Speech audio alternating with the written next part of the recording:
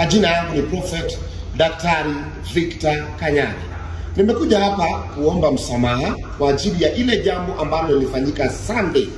Kama vile mnajua, Jumapili iliyopita kuna msichana ambaye ni msichana wa TikTok, msichana wa kutoka Ukambani, alikuja akaniletea condom katika madhabahu. Mimi sikujua. Mimi nimefanyia Mungu kazi for 30 years.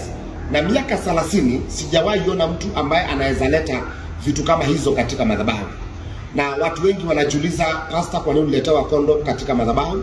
Hakuna mtu akoseangi.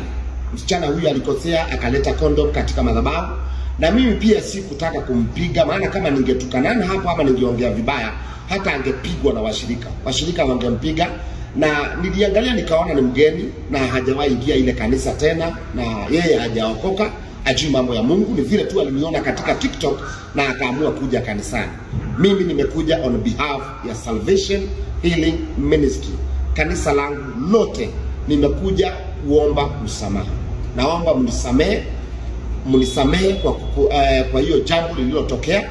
Msichana mwenyewe pengine ataomba msamaha kivyake, lakini mimi naomba msamaha, na jambo kama hilo alitajirudia tena.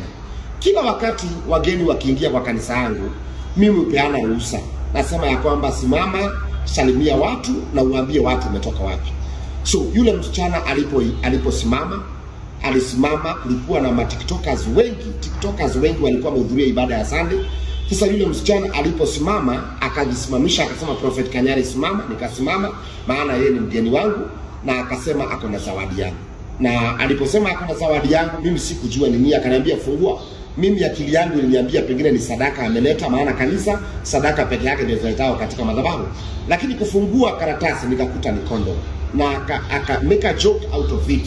Sikuchukua ni kitu kubwa, lakini ndani ya moyo nilisikia nimeudhika, nilikasirika, nilistuka, mpaka nikashindwa nitachukua hatua gani. That's why nimekuja katika TikTok siku ya leo kusema ninaomba msamaha. Sikujua ni nini kitafanyika, sikujua amenibebea nini.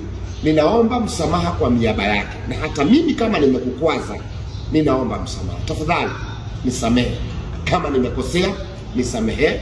Na kama umenisamehe, pale katika comment section sema Prophet, tumekusamehea na hilo jambo lisijirudie tena. Kwa hivyo I'm here to apologize. I'm here to make this statement kusema I'm sorry.